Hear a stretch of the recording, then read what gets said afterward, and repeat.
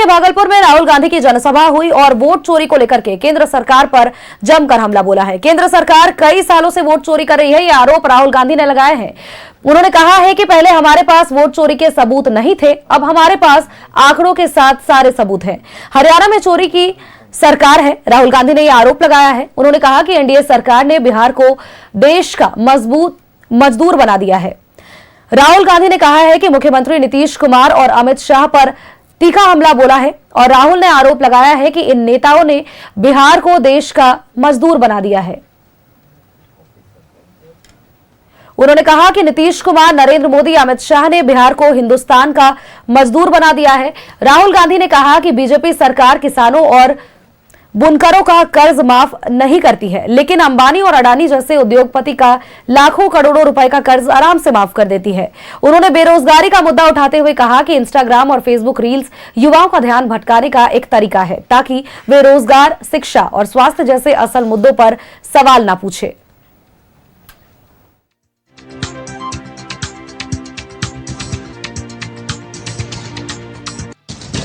सालों से नरेंद्र मोदी जी और अमित शाह चुनाव चोरी कर रहे हैं।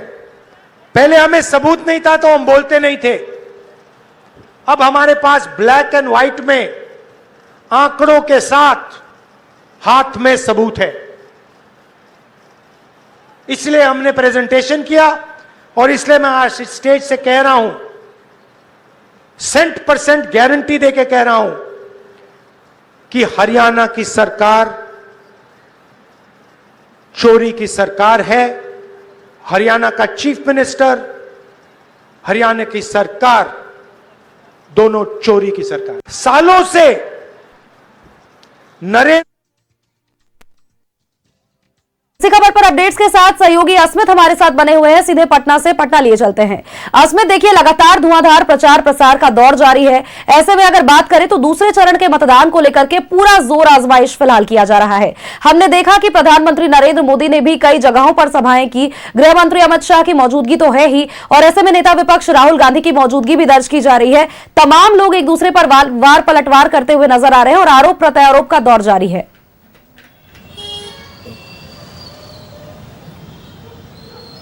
बिल्कुल सोनल, देखिए क्योंकि चुनाव प्रचार अब तेज पकड़ेगा, क्योंकि 11 तारीख को दूसरे चरण का मतदान बिहार में है और इसी को लेकर के जो एनडीए के या महागठबंधन इंडिया ब्लॉक के बड़े चेहरे हैं वो चुनावी मैदान में हैं। प्रधानमंत्री आज खुद कैमूर में थे। उन्होंने जिस तरह से तेजस्वी यादव और पूरे राजद पर हमला बोला है, उन्होंने कहा कि जो जंगल राज के युवराज हैं वो तरह तरह के वायदे कर रहे हैं। वो कह रहे हैं वो रोजगार देंगे, लेकिन ये रोजगार कैसे दिया जाएगा इसका उनके पास कोई प्लान नहीं है। अगर उनसे पूछा जाए तो उनके मुंह में दही जम जाता है। और प्रधानमंत्री ने दूसरी बात कही कि जिस तरह से 2005 के पहले जब इनकी सरकार रही बिहार में तो क्या हुआ बिहार के अंदर वो सबने देखा। तो जंगल राज दोबारा बिहार के लोग नहीं चाहते हैं।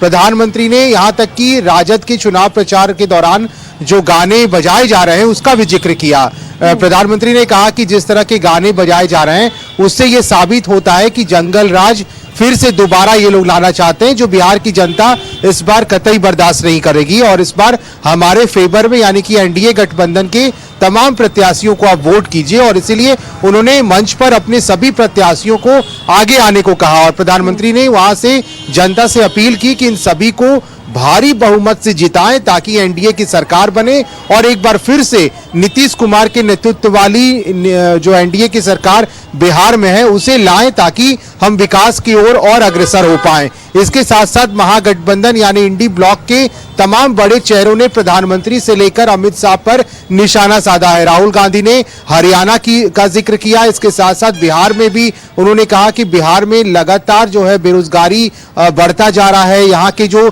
छात्र हैं, जो युवा हैं, वो लगातार डंडे उन पर बरसाए जा रहे हैं और इसका जवाब यहाँ के लोग चुनाव में दे रहे हैं। चूंकि पहले फेज का चुनाव कल खत्म हुआ है और बम्पर वोटिंग हुई है, इससे राहुल गांधी ने कहा कि इस तरह के मतदान पहले नहीं हुए थे और अब इस बार इसलिए इतने बढ़ चढ़कर लोगों ने मतदान किया है क्योंकि इस बार सरकार बदल रही है। तो तेजस्वी यादव अलग दावा कर रहे हैं कि इस बार लोगों को जिस तरह से वोटिंग हुआ है, उन्होंने खुद एक वीडियो संदेश जारी किया तेजस्वी यादव ने और लोगों को कहा कि आपने जिस तरह का मतदान किया बिहार में इस बार, इससे यह साबित हो गया है कि महागठबंधन की सरकार इस बार बिहार में आ रही है और 11 तारीख को फिर से ऐसे ही मतदान करे। तो आरोप प्रत्यारोप का दौर लगातार जारी है। एनडीए के नेता अलग दावा कर रहे हैं, इसके साथ साथ महागठबंधन के जो इंडिया ब्लॉक के तमाम बड़े चेहरे हैं वो भी बिहार में मौजूद हैं, पटना में मौजूद हैं और वो भी लगातार जो है निशाना साध रहे हैं इस समय पटना से। बिल्कुल अस्मित, और देखिए जिस तरह से जानकारी आपने भी दी कि रिकॉर्ड वोटिंग इस बार हुई है, तो ये जरूर कहा जा सकता है दोनों ही पार्टियों के अपने अपने दावे और वादे हैं, लेकिन अब देखना ये होगा कि 14 तारीख को आखिर नतीजा किसके पक्ष में आता है। बहुत बहुत शुक्रिया आपका तमाम जानकारी हमारे दर्शकों तक साझा करने के लिए।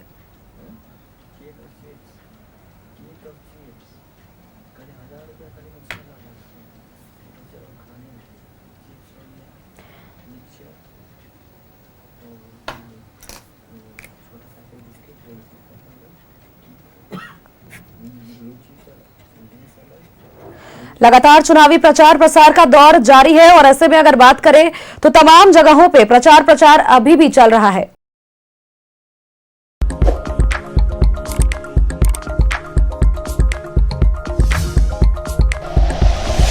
Like and share videos, subscribe करें हमारा चैनल और प्रेस करें बेल आइकॉन। न्यूज़ 11 भारत, सच है तो दिखेगा।